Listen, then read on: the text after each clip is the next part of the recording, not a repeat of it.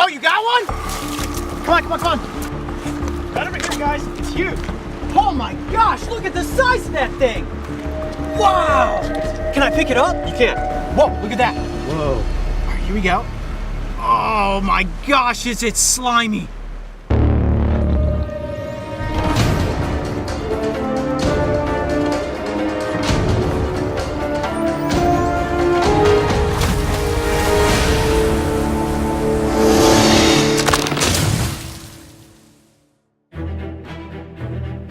If there's one ecosystem on the planet that is constantly changing, it has to be the tide pools.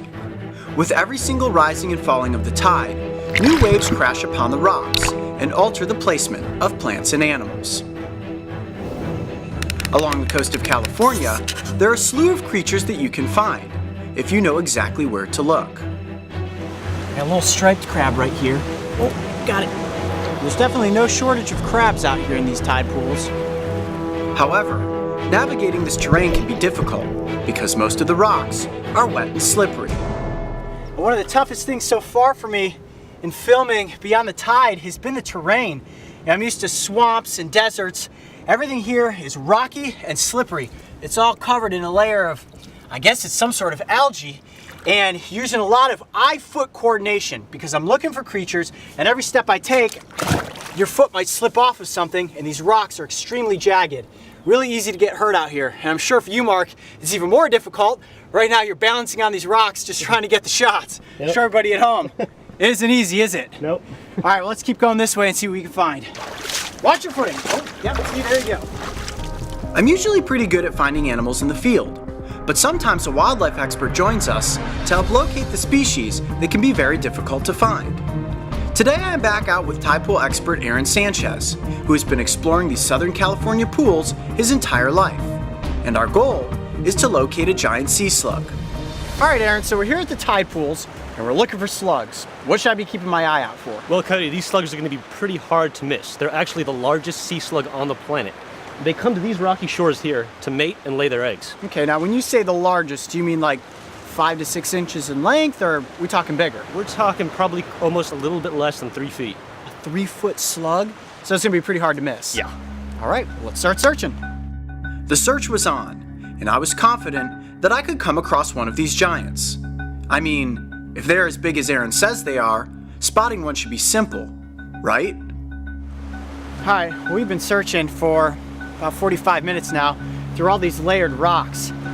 I don't know, Aaron said it was gonna be easy. Nothing yet. We continued to search over jagged outcrops, in crevices, through knee-deep pools, and even under rocks. I'd say the odds of finding one of these slugs are slim to none. Tide's really coming in. Yeah, it's coming in big time, and all I've seen is crabs, crabs, crabs. Hermit crabs, striped crabs, purple shore crabs. No giant slugs. With the tide starting to come back in, it was looking like our search for the giant sea slug was coming to an end. But if anyone knows how to find a sea creature, it's definitely Aaron. Searching, searching. No big slugs. Yeah! Oh, you got one? Come on, come on, come on. Right over here, guys. It's huge. Oh my gosh, look at the size of that thing. Wow! Dude! Yes! Well, that was one heck of a search. And there it is. Can I pick it up? You can't. It's totally safe. And it's not going to ink me. Might be a little slimy, but that's it. Whoa, look at that. Whoa. All right, here we go. Oh my gosh, is it slimy. Oh, look at that slug. Oh my gosh, it is heavy. Jeez, this thing must be about almost 10 pounds, I would guess. Is that a big one, Aaron? Oh, it's a pretty good size, yeah. It's one of the bigger ones I've seen. Wow. I'm gonna let it stretch out on my arm, see if we can get it to fully elongate itself. Oh my gosh, it is so slimy. All right, now tell us about this slug, Aaron. Well, Coyote, what he's wrapping around your arm right now is actually his muscular foot. He uses that to get around. I can feel him gripping onto my arm. I mean, I can feel him actually like wrapping around me, and I can feel his little tongue under there. Can't bite, right? No, these guys are vegetarians. They mostly eat algae and kelp. And it does have an internal shell, correct, where it has all of its organs? It does have an internal shell. It's kind of soft and made of protein. Okay. And that is actually what these extensions of its foot, called parapodia, are protecting. I can see why there's no way you would miss stumbling upon one of these. I have to admit, I was just over there talking to Mark. I literally said, I'm really doubting our chances of finding one of these slugs. All we've seen all day is crabs and smaller little brown sea hares. Which, by the way, we should grab one of those. Is there one over here? Let's see them next to each other. Yeah. All right, you got one of those brown sea hares? Okay, so this is cool, showing the comparison of the giant black sea slug next to the much smaller brown sea slug.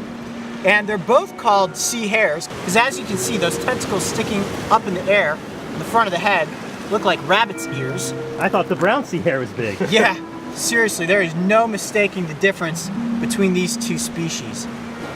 Wow, that thing is absolutely massive. It weighs about 10 pounds, and fully stretched out, it's about 2 feet in length.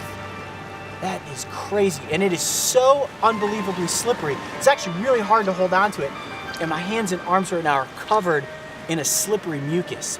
Now, are they toxic in any way? No, they're not. Okay, so I'm in no danger right now.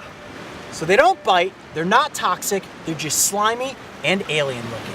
So how do these defend themselves against predators? Well, you know, these guys don't have as many predators as the California sea hare, probably due to their size. Okay. So they would generally just kind of stick to where they are, and they're going to be pretty well hidden in these rocks. I can't even imagine what would want to try to eat this. And it's just so amazing how big this slug is. When you said to me, yeah, we're gonna go out, we're gonna catch a giant slug, I honestly didn't believe you when you said they could grow to be about 2 feet in length. And until I actually had this animal in my hand, really on my arm, I didn't believe it. This is absolutely amazing. Well, Aaron, thank you so much for having us out today to explore the tide pools here in San Pedro. I think there's no question about it. This is one big black slug. I'm Coyote Peterson. Be brave. Stay wild. We'll see you on the next adventure. We gently placed these two slimy slugs back into their respective pools and watched as they slowly returned to the wild.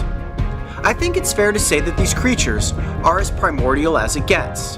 And while they may be incredibly bizarre looking, they are an important part of the tide pool ecosystem. Make sure to check out some of Aaron's tide pool photography by visiting his Instagram account @waterbod or his website waterbodymedia.com. If you thought this adventure was exciting, make sure to go back and watch my close encounter with the yellow-bellied sea snake. And don't forget, subscribe to the Brave Wilderness channel so you can join me and the crew on this season of Beyond the Tide.